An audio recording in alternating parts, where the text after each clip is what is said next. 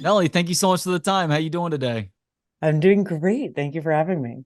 Sure, sure. Before we get going here, I need to let you know, as crazy as things continue to get day by day, month by month, year by year, I just grabbed my kids from school. It was the last day of school here on May 24th as we speak. And even though things continue to get crazier by the day, one thing that stays the same is that kids remain excited to leave school on that very last day, literally running and screaming for joy as that last day of school comes to an end. That's so sweet. That's so fun. We have a daughter, but she's just in preschool right now. So she's 22 months old and doesn't know about summer vacation yet.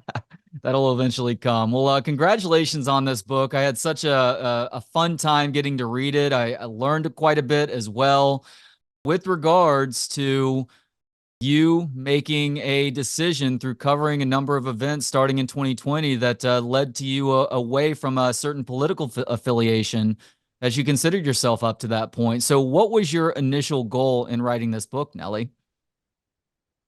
It was to keep writing when I couldn't really do it in the mainstream media, more or less.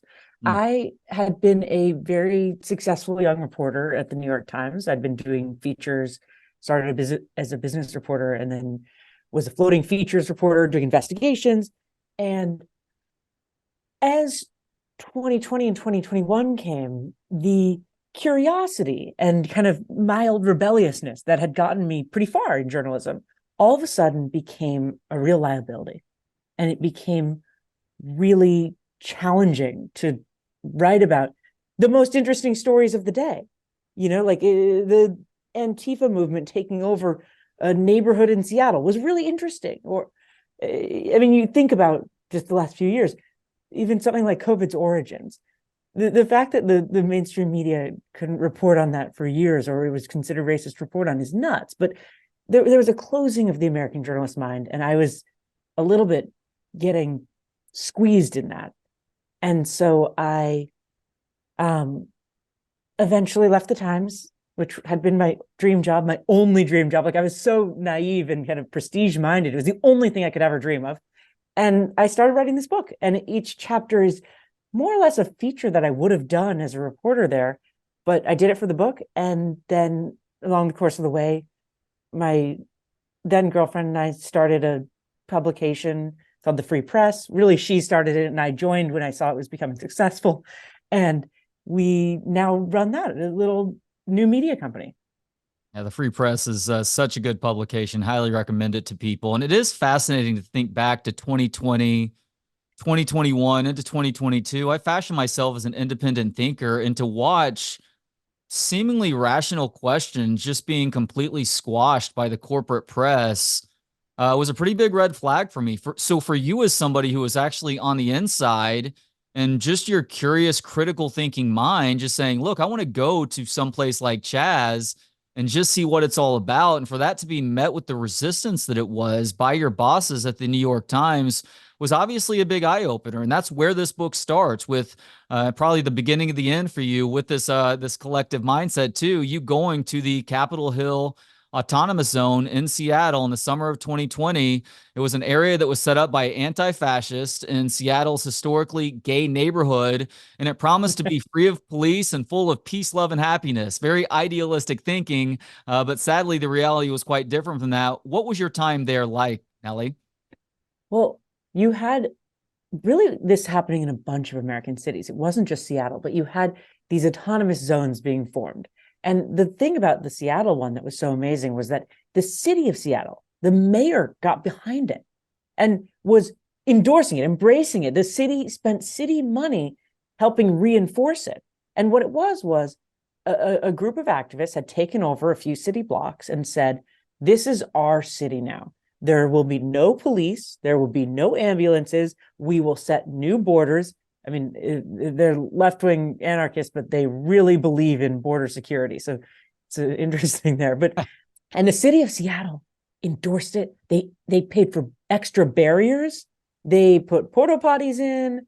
The mayor called it like the summer of love. Now, of course, in a new lawless region in the middle of a city, chaos quickly broke out. And it was weird for me because I was on the outside only seeing either the left-wing press. So you had like NPR coming in and saying, it's butterflies and bunnies, it's heaven, it's amazing, there's a pizza party every day. And then you had the right-wing media being like, the end of Seattle, Seattle has fallen. And I knew that neither was exactly right. There had to be something, like what else was going on? And so eventually I found my way up there. And what I found was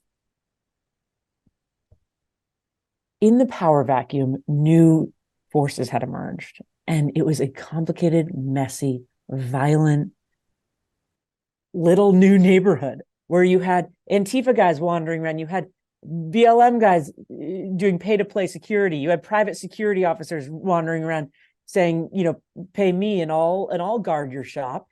It was chaos. And there were shootings, of course. And the one of the now lawsuits that came out of it is a father whose son was shot and killed in the zone. And he alleges that his son was basically put on a folding table and allowed to bleed out until they finally decided they had to take him to a hospital. I mean, ambulances wouldn't come in to the zone. They would meet you on the outskirts if you needed help. So what I found was really interesting and complicated and chaos and quite violent. And I wrote about that and wrote about the shopkeepers who were trying to struggle through it and eventually ended up suing the city also. Everyone's suing the city afterwards. But this was one of the last stories I could do for the Times because basically, once I came back with that story, which my colleagues had discouraged me from doing quite a bit, and once I came back, they basically openly started to call me a fascist, call me all sorts of names, these like names they throw around for if you do something that's not helpful to the movement. And it wasn't coming from bosses. The leadership of the Times and leadership of so many of our American media institutions still believes in the old values. The movement is from the bottom up, and the movement is social. And so after a little while of this, after whatever, all these crazy tweets from my colleagues, which now sounds silly and sort of petty, but at the time felt very real and very important to me. And after a little while of this, I just realized I got to get out of here. This is not a healthy environment to do writing in. And we saw it sorry, I'm rambling now, but we saw it every American media institution, basically a small faction of activist reporters who decided they were the gatekeepers of what was kosher to write about and what wasn't. And they were very successful at it because they had the tools of Slack, the internal workplace chat room, and Twitter. And the management didn't really know what to do about it. And so you had these activist reporters, often the least talented members of the newsroom, who were trying to sort of round everyone up to be an ideologue with them. And it worked, and it worked very well. And I think now we're starting to see some cracks in that sort of discipline. But for a few years, it was very successful at making a group of very curious people into a group of very incurious people. Yeah, sadly, that era came to be defined by people simply reverting to name calling when they didn't have anything else to add to the conversation. So it's a shame to hear you have to deal with that with a publication like the New York Times, which is supposed to be about upholding the truth, because you wanted to ask questions that people were afraid to hear the answers to. And this most likely really got its legs thanks to Donald Trump in 2016. And everybody just assumed that was how we should conduct ourselves if we are in a disagreeable conversation. It does feel like the pendulum is starting to swing back the other way now, but it was really discouraging to be somebody who, like you, tried to ask questions with the broadcast medium that I was with at the time. And I got called an anti-vaxxer or racist, whatever the stupid label is, versus saying, hey, here's why I disagree with you. And even if we don't necessarily come to a consensus at the very end of the day, we can at least share these ideas to better understand what the other side is all about. Yeah, the movement is obsessed with purity, right? I mean, traditional liberalism, like being a liberal, means being around people you disagree with, means compromise, means all the things we sort of think of as liberalism. the progressive movement sees itself as antithetical to that. It's not liberalism. I mean, and it hates sort of old liberal icons. Like it hates Hillary Clinton, who my forever president. It sees itself as the one true ideology. And so you can't step out at all. You can't even write about it unless you're writing as a comrade. And this is an ideology that I saw myself as very at home within for many years. I'm from San Francisco. I'm gay. I believe in universal health care. Like I'm pro-choice. All of these things that I thought were the planks of it. But what is actually the most important part of it is sort of social and emotional. It's about closing your mind. It's about closing your mind sounds too judgmental, but I mean, like, it's about discipline to a message and commitment. And I just couldn't be disciplined enough for it. And I don't think most Americans are disciplined enough to be in an extreme faction. I think it's happening on the right too. I think you see a kind of obsessive discipline and closing there in certain ways. It's not like this is a purely left phenomenon. I just wrote about the progressive movement because I'm within it. That's my world. But it's not human to be like that. We're messy. Most of us are messy moderates. We have a little bit of this and a little bit of that in our politics. We are exhausted more than doctrinaire, right? Like this is normal life. And part of the book is a little bit also just about like growing up and being less sure of myself. Like I think I started at the Times and started my career as very like confident in progressive politics and very sure that I was always right. And I describe in the book, there's a chapter on canceling a friend.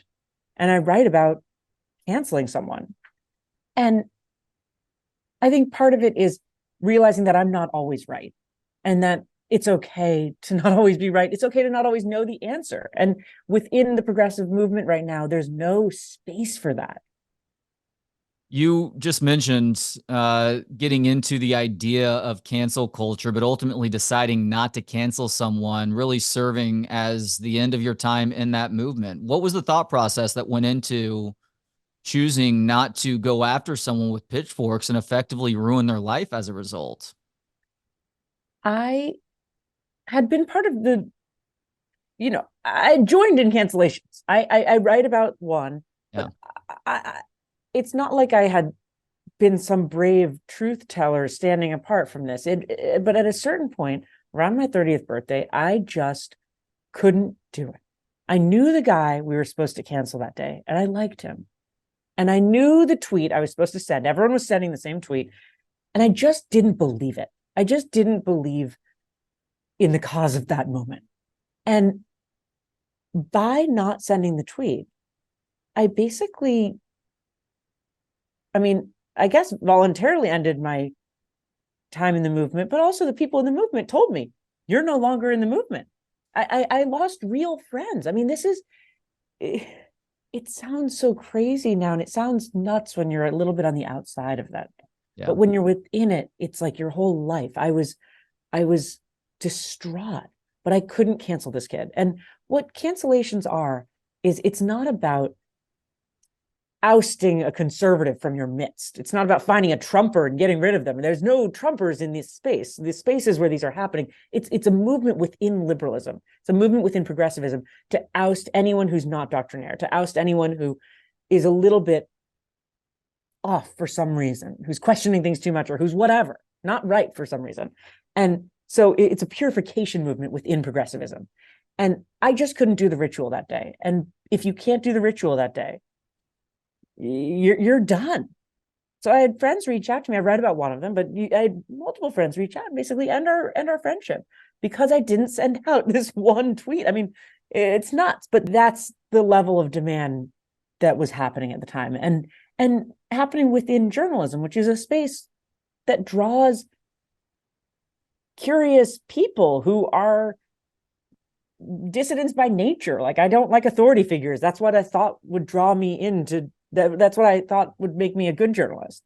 And yeah, I think you basically had a small faction who's managed to scare a larger group of normal people into doing things that are irrational.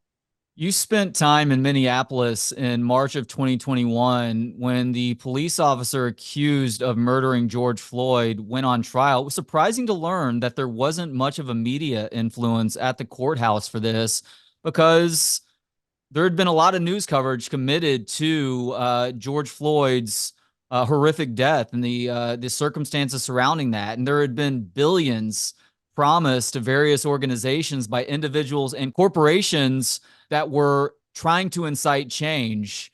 I set all that Yeah. up, I guess, to ask you because the group that was at the foundation of a lot of the benefits of this money being promised was Black Lives Matter. But just how much of a grift did much of Black Lives Matter turn out to be in the end, Nellie? Well, part of the problem, the reason why the stakes of journalism matter is because without covering what was going on with the BLM fundraising operation, it was allowed to scam for a while. And it was allowed to raise a lot of money and scam it off for a while. And that's wrong. They were raising money off the names of murdered Black children. Like it's ghoulish if you really think about it. But yeah, a lot of it was scammed off. I, some amount was spent in ways that are reasonable, but more or less, when I went to try to figure out first just where were these organizations were, these sort of flashy new nonprofits that had these beautiful websites to try to meet with someone behind them, there often wasn't really anyone to meet with. There often wasn't really any there. And the old school groups, like in Minneapolis, there are old school liberal groups who are fighting for more equitable treatment of people when they're jailed, for better treatment of the mentally ill, for all of these things that I think a lot of us agree on. And they'd been working really hard for many years, and they'd been accomplishing incremental goals of getting things better. And they agreed to meet. They were all around. And when I met with them, what they basically told me was the BLM groups and these flashy new nonprofits that emerged after the murder of George Floyd were more or less fake. And they weren't actually doing anything. And in fact, by having these slogans like abolish the police, and by holding like one or two really flashy rallies where everyone's saying abolish the police, it was actually making their work of making things a little better very much harder. Yep. And so back to BLM, the large nonprofit, they raised untold amount of money. And what did they spend it on? They spent it on a beautiful mansion in Los Angeles. They spent it on just party houses, basically. They spent it on party houses, and they claimed that to file the nonprofit tax requirement forms, that to file the required forms was racist. To be demanded to fill out these Form 990s and whatnot was racism. And they said this openly. And eventually, years into this, after so many really well-meaning people had given to these nonprofits, eventually a bunch of states said, you can't raise money anymore. A bunch of states said, okay, this is enough. I mean, the director of Charity Watch said, this is a ghost ship. This is not real. But it took years. And a lot of really well-meaning people gave money because they wanted to help Black lives. And they expected that this group that had been covered so glowingly in all our magazines and that every CEO in America was endorsing, they expected that there was some amount of reality there, and that there was some amount of that reporters had looked into their finances, for example, or that some corporation had looked into their finances, but in the reality, no one had. And it's sad to me because I think I and a lot of people actually want a lot of the improvements that they were calling for. And it's sad to me that it was allowed to be a scam. And that's where when journalists abandon the role of journalism and just let these things operate, because by looking at it, you're doing violence, or by looking at it, you're being racist. That's just nonsense. Yeah, I don't blame anybody for getting caught up in that in the very beginning, especially because it was a brilliantly named group, Black Lives Matter, who Of course. Do you wants not to think Black Lives Matter? Like if it's like it's a genius name. exactly 3 words, which falls into the rule of threes, of three being the magic number. But when you actually take a closer look, and it was right there on their website, you look at what their goals were. It was tearing down the nuclear family, and it gets into some weird areas. It's like, hold on a second, your Black Lives Matter here. Why are you all of a sudden trying to go after this, and this? But ultimately, it was called out by enough people that it Yeah. did, I guess, go away or go back into the shadows. Part of it is funny. I mean, part of it, Yeah, it's dark. It's dark and it's sad. And I try to capture that in the book, but I also try to capture a little bit of the comedy of this because it's like, it is funny that they bought themselves a party house in LA and it's like a sick house and they hired the boyfriends and the mom and the this. And, you know, it is kind of hilarious when you actually step back from it. Um, they sort of were living the dream. The group of founders here. Even the cancellations can get kind of funny and how absurd they are, and how the person who does the canceling often then immediately gets canceled afterwards. I mean, these things turn into like a dominoes of cancellations.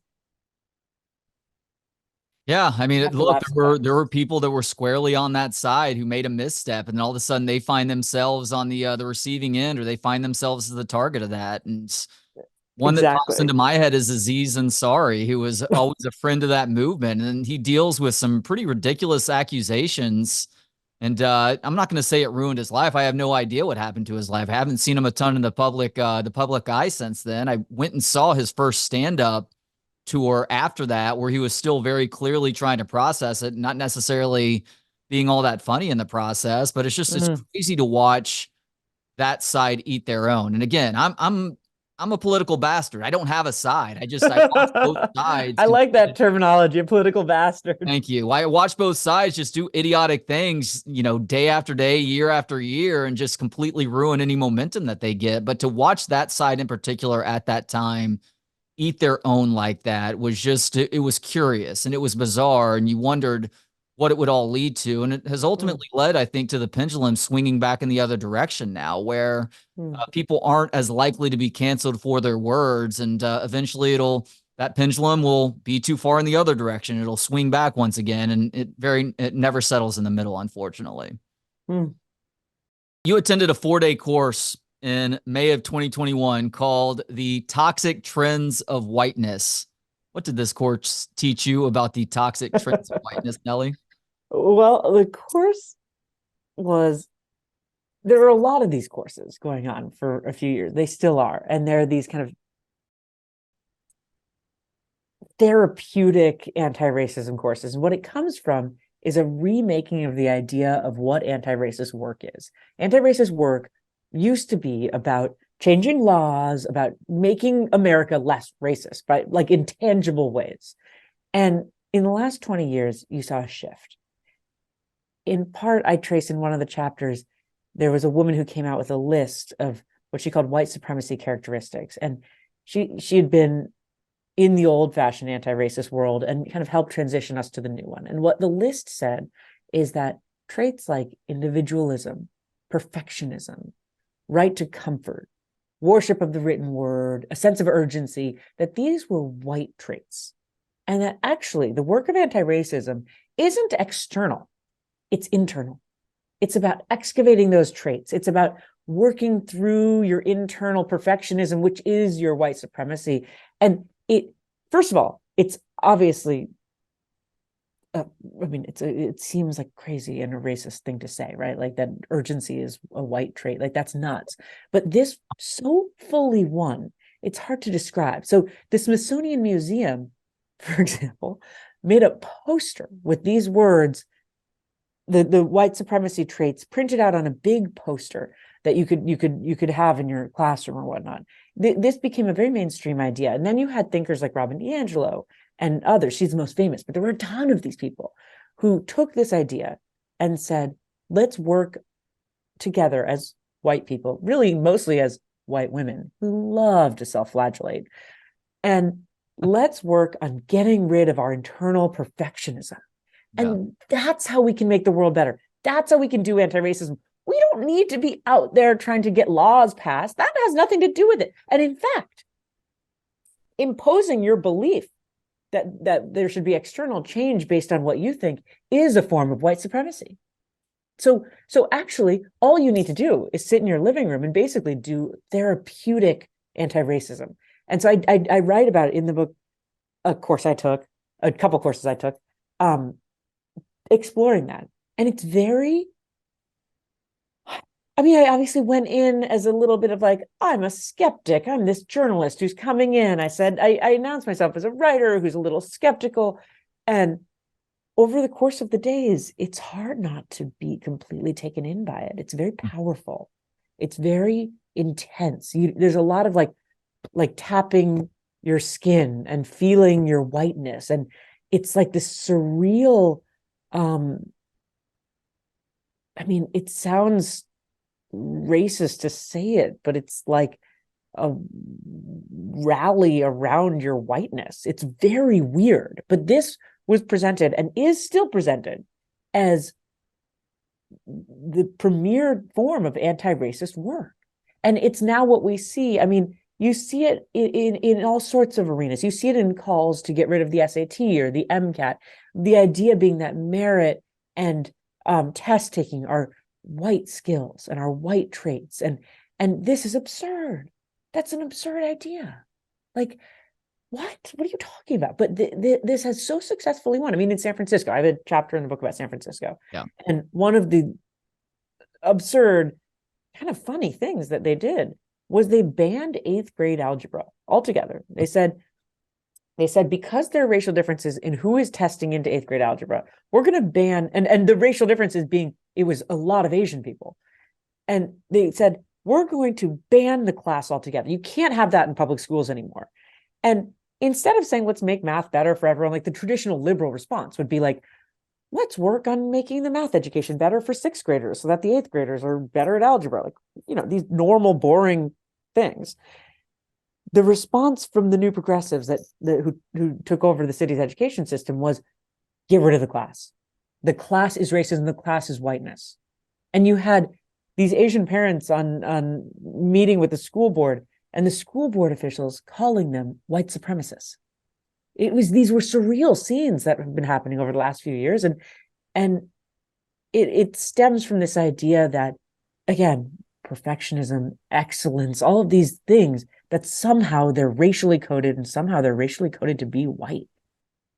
But it's been very successful.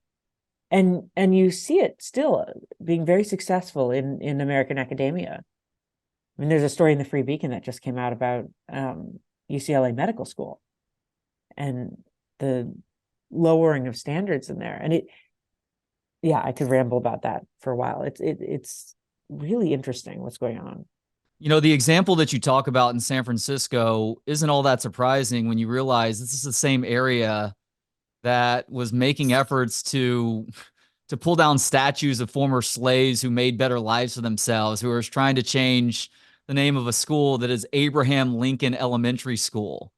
It's just like, this is the sort of absurdity that you're dealing with, all while, by the way, the COVID restrictions that were put in place were doing, in some cases, irreparable damage to the young minds of America who were trying to do their learning via Zoom, which inevitably was going to fail from the get-go. I understand that people are trying to make it work in the beginning, but they were focused on these sorts of things versus trying to make sure that they were doing what was right by the kids that they were responsible for, creating a sustainable education system and making these kids smarter and, creating little problem solvers and kids who love to learn. But the sad reality is that it was a very self-serving, self-fulfilling set of ideals that they were operating on. Yeah. We had in San Francisco, the rage at the school system and at the school system that wanted to stay closed for as long as possible. And that, yes, was holding meetings talking about how Dianne Feinstein and Abraham Lincoln are too racist to have their names on schools. And that was holding meetings, again, calling the Asian parents white supremacists. the rage started from the parents, and the rage that eventually became a movement of moderates in the city, of people, we're talking about a city of all Democrats, all liberals, but where normal common sense liberals took over is it started with the schools, and it started with those Asian parents who then said, this is enough. And they started going on Chinese language radio shows in the region. They started rallying. They started organizing at farmers markets. I mean, I would go to a farmers market and there'd be these pissed off parents with clipboards, and it was pretty amazing. And so that rage then, and I have a chapter in the book that's probably the most hopeful chapter, it led to the recall of the school board, or of 3 or 4 members of the school board. And it led to the recall of the progressive district attorney, Chesaboudin, who had run on a campaign of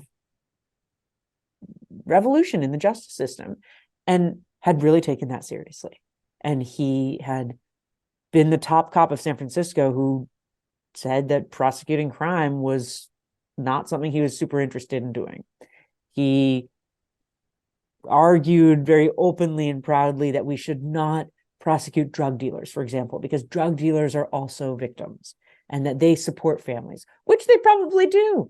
And he argued that then we shouldn't arrest them. We should leave them alone to do their work, and we should instead find some other group of people who's maybe more guilty than drug dealers. I don't know who. And you had him get recalled, and you had basically the revival of the normie of San Francisco say, "It's enough, guys," and we, you can call us all these names, but it's not going to stick anymore.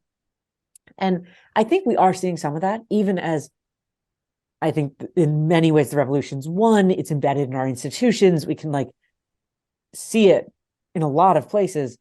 There's also this kernel of rebellion that you're seeing in a lot of different institutions and a lot of different cities. You see it now in Portland. They ousted their progressive district attorney and replaced him with a moderate, and who of course the left will call a fascist Nazi, but he's just a Portland moderate. And there's kernels of hope in that. Reasonableness and common sense is definitely returning in a lot of these spaces. I know early in that San Francisco chapter, you wrote that you need the reader to love San Francisco a little bit, like you do a lot, to hear the story of how the city nearly fell apart. I am in that category of people who does have at least a little bit of love for San Francisco. I started going there in 2007 and loved it up to the point that I started to see how horrible things were getting. My wife and I went there for our 5-year wedding anniversary 6 years ago, and it was crazy. It was like a movie where you'd go from one block to another where you feel completely safe, and then all of a sudden shadows enter in and the sun is no longer out, and there's people in doorways flinging feces at you, which you probably should have looked at that map of human feces in San Francisco.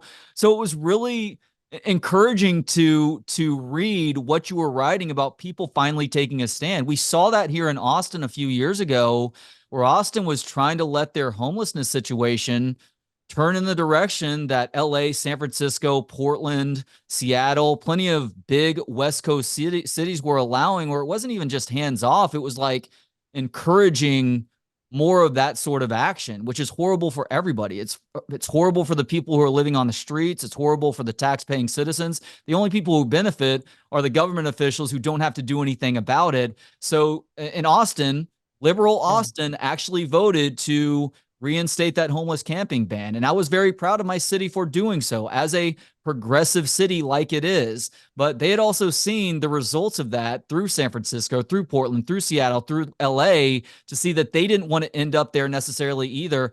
I always felt like, especially after visiting there 6 years ago, that San Francisco may be a complete lost cause. So No, people there are actually taking that stand also is such good news for me. I'm so happy to know that that's actually the case there now. San Francisco is so fun to write about because it has everything and it Yeah. has no excuse to fail, right? It has all the money, it has all the smarts, it has all the beauty, just the physical beauty of that place. So no, I'm long on San Francisco, and I'm long on a lot of our cities. And I think that you can tell a group of people to not believe their eyes for a while. You can tell reporters to not cover what they're seeing and what they're curious about for a while. But eventually, as long as we stay a relatively free country, eventually people open their eyes and see what's happening around them. And with, like you're talking about, the camping and the basically drug legalization that we've seen, that was something I personally was very for. I thought that made a lot of sense. Why? I don't want to put someone in jail for using drugs. I don't want to spend resources on that. Seems silly. Like, fine, let them do what they want, America. But the longer you live in a place like San Francisco and walk around on the sidewalks and see what's happening, which is that the city was spending an enormous amount of money to provide services and food and doctor's visits and checks to people who were then laying on the sidewalk using fentanyl and eventually dying. And that was being presented as the perfect progressive solution. That was just as it should be. Don't get involved. The city is handling it. The overdose rates surged. You had more people dying in the height of COVID from fentanyl than dying from COVID in San Francisco. The reality was very cruel and brutal. And the reality that we were being told to ignore was impossible to ignore. It was people dying on the sidewalk while you walk to work. And it's not like the city's not helping them or trying to help them or giving them money or whatever. Like, an enormous amount is being spent on each individual homeless person. So you have to think at a certain point, maybe the money isn't being spent in the right way. And to ask that and to do that reporting, which I did in the book and tried to do for the mainstream media, and it was very hard to ask those questions, got you in trouble with the movement. But I think it's essential. And I think at a certain point, we have to say, this isn't progressive. This isn't progress. This isn't the future that we agree on and that we want. And I'm not going to be bullied into saying it is, or bullied into pretending it's not happening. And yeah, Austin pulled itself back from that. And San Francisco is working on it. I mean, it's still a long ways, but yeah, it's working on it and trying to kind of wake up from what really was an ideological frenzy. There's a strange amount of bullying that's also happened with the Trans Lives Matter movement, which you point out. There was a pretty quick transition from Black Lives Matter to Trans Lives Matter, like the pun there, even if you didn't necessarily intend it. And No, your head is left spinning. It's one movement spins into the next, and all of a sudden it's a new product. And I think part of what happened is with social media, these movements come and it's viral, right? So our politics move as fast as our social networks do now. exactly. And look, I'm all for somebody living their best, most comfortable life, but things aren't black and white. There is always nuance to stuff. And when you start bleeding into allowing biological males who have gone through puberty competing against females, well, I'm sorry, that is a line that's being crossed right now. And I think about this with my kids. Me supporting my kids is sometimes telling them, no, you're actually, this is actually incorrect, and here's the reason why. So I think part of supporting the trans movement is helping them to understand when they are crossing a certain line. So that could be related to sports. It could be related to somebody who has decided to identify as female as they're going to jail. And then they end up getting several people in a female prison pregnant as a result. But I don't necessarily have a question other than to say that sometimes showing the proper support is also helping people in that particular group to understand where lines are and when they're starting to infringe on the rights of others, like they feel like everybody is doing to them too. There's an idea within the group that this one ideology has a hold on what the next step of progress is, what the next step in equality is. And I just disagree. I don't think it's necessarily the next step in progress to say that girls' sports are now open to people of any sex, women's sports, even women's elite sports. I just disagree that that's the next step in progress. I don't think that's a very progressive vision at all. And yeah, but because of nothing else, no, apologies for cutting you off here. Like, are at that point, are you just going to step on the plight of those women who had to work their asses off to get to that point in the name of one person who it, may still actually have a dick because they want to compete against women? there's I could go in so many directions talking about what's been going on with the gender dysphoric children. There's a chapter in the book about how just basically quoting a bunch of doctors saying that toddlers and like 8-year-olds know their genders and can give you signals and that you should respect those. So there's a chapter on that. Now on the sports issue, these are things we should be able to debate and that we should be able to look at honestly and talk about the science honestly. And for a long time in mainstream media, in the sort of elite spaces where these decisions are really made, it has been that if you even raise the question, if you even say, well, aren't there some biological differences between a person who's gone through male puberty and someone who's gone through female puberty? If you even say that, you're called a transphobe and the conversation's over. And you can't have that debate. And you're all of a sudden, I mean, there's no space to have just a reasonable conversation about what to do here, because you want to have empathy for people and you want everyone who wants to be able to swim. You don't want to be like a jerk who's like, no, you can't swim, but maybe there are alternative solutions. Maybe there's a, mixed gender field. Maybe there's a this or that. Like, there's a lot of ways to work this out, but it can't be that we all have to be lockstep cowed into the most extreme version of this without having any conversation. And I think in the book, I try to kind of, with empathy and with a little humor, write about some of these conversations happening around gender and around sex, where right now there's not a lot of space to be reasonable and to be both empathetic, but also not just empathetic for one group, empathetic to the trans athlete and empathetic to the biological female athlete. Like, both deserve empathy. And the movement says actually only the trans athlete deserves empathy here. Yep. Only they deserve you to think about how hard it must be for them, which is fair. Let's think about how hard it must be for them. Let's also think how hard it must be to be a biological female competing against a biological male. Yeah.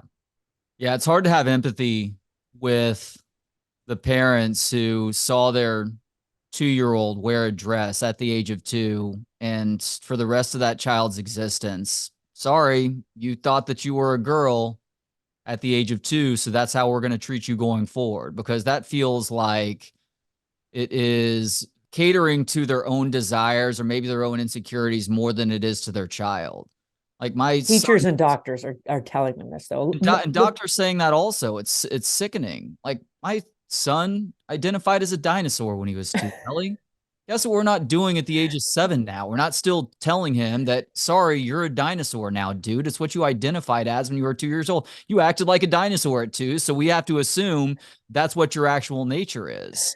But there are a lot of people who have fallen victim to this. And maybe it is partially the fault of the doctors, but sometimes it's the fault of the parents too, just maybe trying too hard to cater to an ideology, back to a point that you made several answers ago. I And think making sure that you are being the most perfect version of that member of the tribe. Yeah, I think a lot of the parents are just trying to do their best and they're being told by a doctor or by a teacher that the best thing you can do for your child is this, and that in fact, if you don't do full gender affirmation, that your child might kill themselves. And I think any parent would respond to that the same way, more or less. So yeah, this movement, the movement around pediatric transitions is one that I think is, of all the topics in the book that are going to be what I think of as memory hold, which is so disappeared because it was embarrassing. This one I think is very much going to be memory hold, and it already is. You have people denying that children were ever prescribed cross-sex hormones and that they were ever given surgeries. Now, the surgeries were quite rare, but not unheard of. the cross-sex hormones were much more common. And there's this idea that like, oh, well, that wasn't that big of a deal, it's just hormones. But if you give an adolescent girl testosterone, she will be changed in ways that are irreversible. Her jawline will be changed forever. Her voice will be changed forever. There's no walking that back. It's actually more extreme than surgery. It's actually a bigger deal because even this is so ghoulish, but like a double mastectomy, you can kind of hide that. You can't hide if you're growing facial hair and you have a masculinized voice because of 6 months of taking testosterone that could never be reversed. And I think at this point, what we're seeing is more or less the memory holding of that. And in Europe, you see consensus that this was a medical error and that there are certain people who should be allowed to do this at a young age, and it should be part of a careful study, and it should be carefully monitored. It shouldn't be just a free-for-all that any doctor can prescribe cross-sex hormones to 16-year-olds or to 14-year-olds.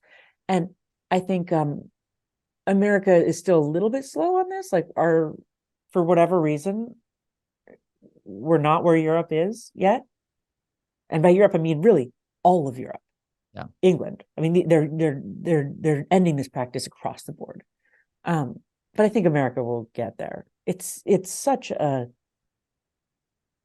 surreal notion that children can make these decisions and that children can decide whether they want to be sterile for life and things like that. It's so surreal. And in the book, in that chapter, and maybe I should have offered more argument, but more or less, I just lay out a bunch of quotes. And I just lay out doctors saying, these kids know. 4-year-olds know. 7-year-olds know. These kids know. And bragging about doing procedures on children and talking about how crazy it is that anyone would question that. So,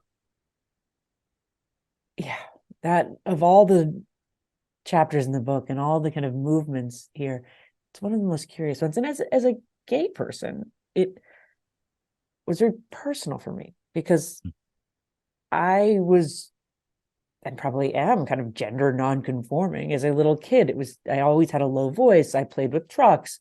When I went through puberty, I was drawn to women, like I was gay. And if someone had suggested maybe I was a boy, I think I would have latched onto that very confidently. And I think I probably could have convinced my parents to go along with it. And I think I could have gone down that path. So I look at that and see that in a sort of personal way. And I'm very glad now, as a person who's had a daughter and has all my bits and parts and is happy as a woman. I'm very glad that movement wasn't there to tell me, actually, if you don't fit into the stereotypes of being a girl, then you're a boy. Which is what the movement says. It says if your little boy is putting on a tutu, that's a gender message. He might be a girl. Instead of saying, being a boy can mean all sorts of things. And being a girl can mean all sorts of things. And you can be feminine or masculine, but you're still a girl, and that's beautiful. Like, that's to me what progress is and what old school feminism was. It was, and a lot of the movement now is actually, to me, deeply conservative. Yeah. Because it says, these are boy traits, these are girl traits. And you have to fit in one or the other. That's bananas. Thank you for sharing those thoughts. I think that's a really good way to just about end this conversation. There's not enough time to get to all the different aspects of this book. I want to ask you about bimbo feminism. People are just going to have to buy the book to read a little bit more. I did want to end today's conversation, though, Nellie, by asking you this. Are you optimistic or pessimistic on the direction that all of this is headed? I right now am optimistic. I think that some of the purity politics here are being less successful now. I think people are willing to say it's enough. I think places like, now we've got the free press, which is so fun and so joyful and all about curiosity and diversity of opinion, and it's working and people are subscribing, and that gives me a lot of hope. And it makes me feel like there's a whole world that can be built outside of these old institutions. And as the NPRs of the world or the New York Times of the world close themselves off from so many conversations, as a capitalist, it's a market opportunity. There's just a ton of stories and ton of conversations to be had, and there's demand for it, and it's amazing. So I'm optimistic because I think that we still live in a free society and we can build new things that are more honest. Completely agreed. It's no coincidence that you're seeing stand-up comedy become as popular as it's ever been, that you're seeing all these independent journalistic outlets who try to ask critical questions, and by the way, have civic debate as well, that they are much more popular than much of what the corporate press has to offer. And I don't care what side you're talking about with the corporate press either. Their numbers are sagging. That is not a coincidence. That is because people see through that BS and they crave more. And they crave, whether it is a joke being told about some sort of serious issue that nobody is supposed to be talking about, or whether it's an outlet like the Free Press covering something in a direction that you would never read or see in the New York Times or CNN or Fox News, or just name that outlet. I think it is, at least at this point in time, cause for optimism with all of that. And Nellie, thank you so much for the time today. Really enjoyed this book and also the conversation. The book is called Morning After the Revolution: Dispatches from the Wrong Side of History. Get it now wherever books are sold. Although I do have to say, Barnes & Noble here in Austin, shame on you for not putting it in the new books bookshelf. I had to go deep into current affairs to find the very last copy at my Barnes. Why am I not surprised? You shouldn't be surprised by that, sadly, but the book is there, so I highly recommend it to people. Nellie, thank you so much for the time today. Thank you so much for having me on. It was a pleasure. Still watching on YouTube right now, I greatly appreciate you subscribing to the channel and clicking thumbs up for the episode. Thanks to Gentleman Jesus for the intro and outro music. Get more of his work at gentlemanjesus.com. Thanks to you for hanging out. For more of the show and to connect on social media, visit booksonpod.com. Talk to you next time on Books on Pod.